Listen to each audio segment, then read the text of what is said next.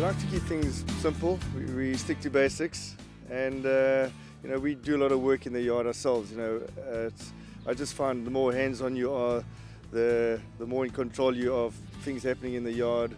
At this stage we're a small yard, and attention to detail is basically what we like to do, and we like to be more hands-on. How many horses do you have in training?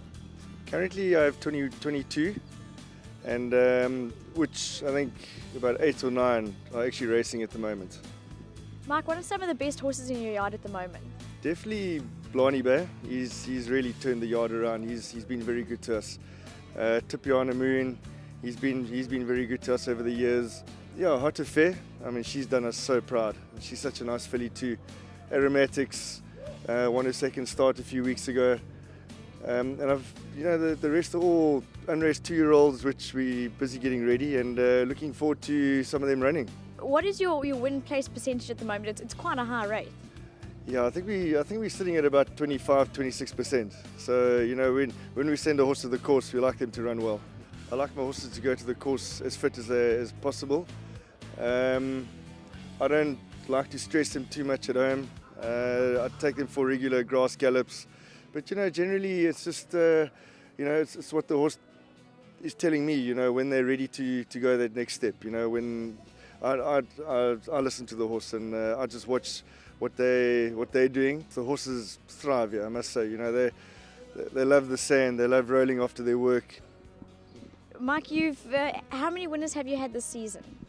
At this stage we've had 12 and a couple of places, so yeah, very happy with that. What is the best advice someone's given you? Dennis Dry, I must say, he's been my mentor. He was a good taskmaster, and he actually taught me a lot of things, and how to be patient and the whole hands-on approach. And Dennis is quite a perfectionist himself, and it also taught me to keep a very strict regime in the yard as far as cleanliness goes. Checking legs, all the little simple things that people tend to miss now and again. Dennis had a very sharp eye for all those things. The phone call is still the best way of communicating with owners. There's Twitter, there's Facebook. It's nice letting people out there know about your runners and things like that. But communicating with owners was another thing I learned from Dennis, and the only way was pick up the phone and just phone the owner.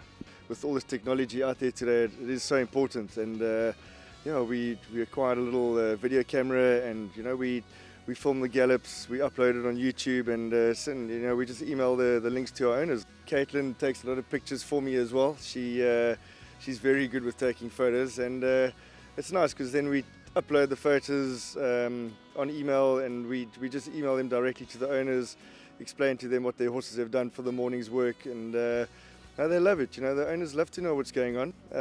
From having worked at Drakenstein, I met a lot of influential owners, and it helped a lot.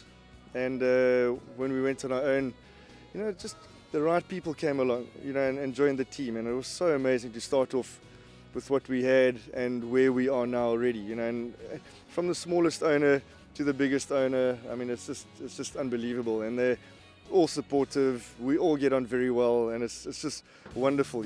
We have a bacon and egg roll morning. The owners love it. They come out here and they enjoy it. We want to make things fun for the owners. When we go to the gallops, we like to take a flask or two with, and some rusks, and let them enjoy it, watch the gallops, have a rusk and a cup of coffee. And but at the yard on a Saturday morning, we do try and make it as entertaining for owners as possible, because we want them to come to the yard. We want them to come watch their horses work. We want them to build a close relationship with their horses. Luella, your wife, is obviously she comes from the horse background as well. Do you think it really complements your training having someone to discuss that with? She's my extra set of eyes in the yard, and she picks up things that I miss sometimes, and vice versa. So we do complement each other. We do get along like a house on fire, and we do manage to work. Of course, being a married couple, you have your days, but generally, with her knowledge and her background, it is vitally important. Our daughter is just horse crazy. Caitlin is just besotted with the racehorses. She's got her own little pony just down the road from where we stay. but she's our main source of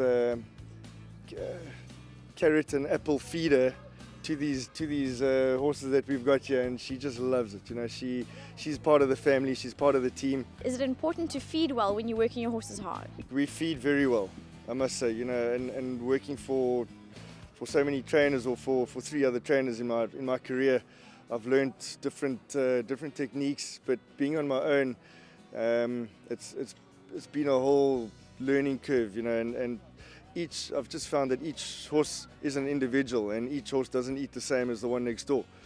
And feeding, I must say, the feeding in our yard is of a very high standard and a very high quality. You know, what you put in is what they give back.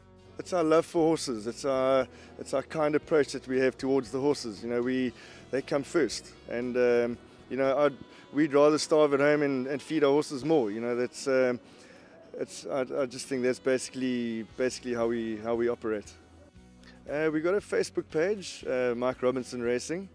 I'm myself on Facebook as well as Mike Robinson. We're on Twitter as well as Mike_Lou_Robinson, and then obviously our email address, mikerobinsonracing@gmail.com. So we're using all the media that we can, and we are out there. We just haven't launched a website yet, but that will be coming in the near future.